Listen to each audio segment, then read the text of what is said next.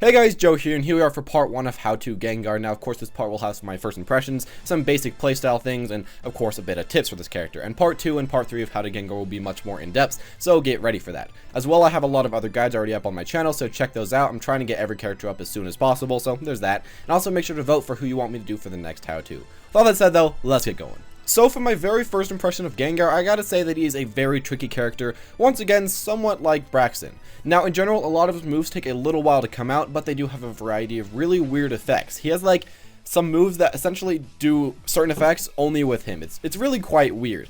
But he does have a lot of really good mix-up moves, and he does have a lot of different moves. He's a lot different from the rest of the cast, and I'd say that's a pretty good thing about him. In general, you just have quite a bit of mix-up attacks and attacks that hit, far up, close range, make you dodge opponents' attacks, stuff like that. And when you add all this together and when you play Gengar to his maximum potential, he really has a lot going for him. Now, as for some stuff in particular, I want to first off start off with the fact that he has a few long-range attacks, but most of his projectiles are generally pretty slow and take quite a bit of time in order to be charged and in order to be usable from afar. Now, this can make beating Gengar pretty easy at times, as a lot of times you can just out-spam him and he takes a lot of time to charge, so you can't just run up and hit him. He has a lot of negatives like this, but at the same time, if you do happen to get the charge off, you have a very potent move in pretty much whatever attack you choose. After that, I want to talk about how he has a ton of ways to dodge the opponent's attacks / get invincibility frames.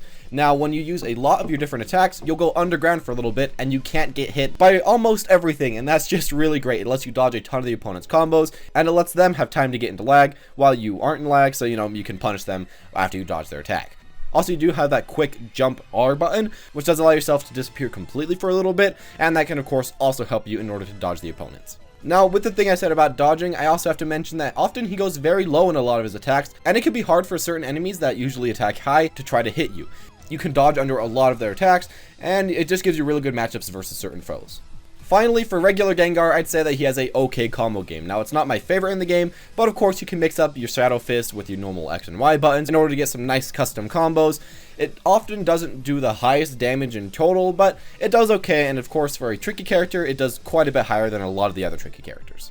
Now for the Mega Gengar portion, and it kind of took up half the Gengar portion for the Mega Gengar because the Mega Gengar is so stinking strong, and I wanted to give him quite a bit of time just because how different he is from regular Gengar, and how broken he is in general.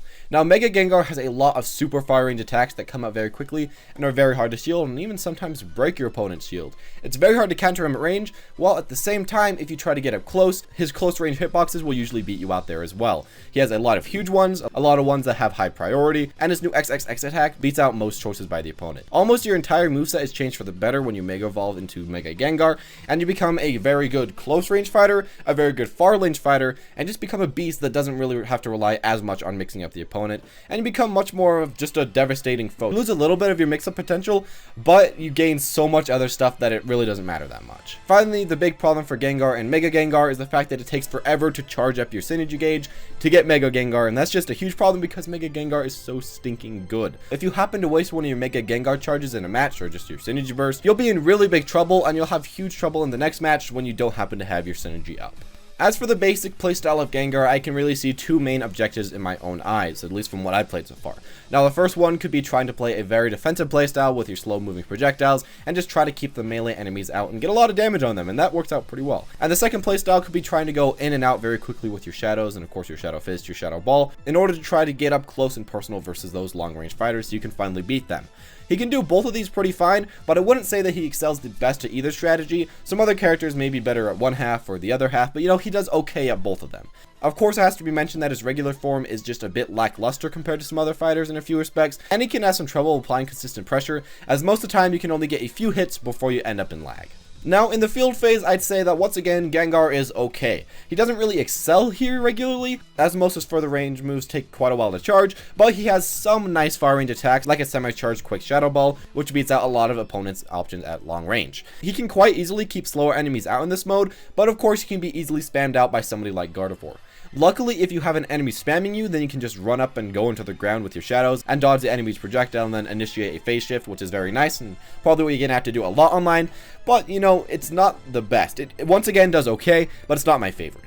Now, as far as the Mega here, his Mega is so amazing in field phase. He's a ton of high damaging long range moves, which flat out beat most enemies' options and come out faster than most enemies' options. He can spam out super fast, and he has a huge amount of options to go in very quickly. Again, this mode is just really super, and if you happen to have this up quite often, you're going to be winning a lot of your field phases. For cons, of course, I say he can be rushed down pretty easily here and can be camped out a little bit. Now, Gengar does semi-decently in this mode, but I feel like just versus a good player, it can be very hard to win, as they'll often figure out the patterns and they'll guess when you're going to go underground, and they'll just punish you right after you get up from the ground, so that can be a really big problem for you. And when this happens, you can be in some really big trouble. Now, with that said, you can use your mind games to try to outplay the opponent and still win in the field phase, but a lot of enemies just have a pretty good matchup versus you in the field phase. For the duel phase, I feel like you are very reliant on reads. You have many moves with slower startup, but with great reward as far as combos and damage from them. There are a few quick moves in this roster, but those hits really aren't what makes Gengar, Gengar. In this phase, he can still zone quite a bit, but most of his zoning tools are used more for offensive pressure with his shadows and with those approaching moves that you have, such as Shadow Ball. What's really nice here is that your shadow attacks, the ones where you go underground, flat out beat a ton of enemies. And of course you have quite a few shadow attacks which make you go underground and attack them, so that's really nice. You can dodge under a ton of moves, and if the enemy ain't countering, well, they'll be in huge trouble for the most part.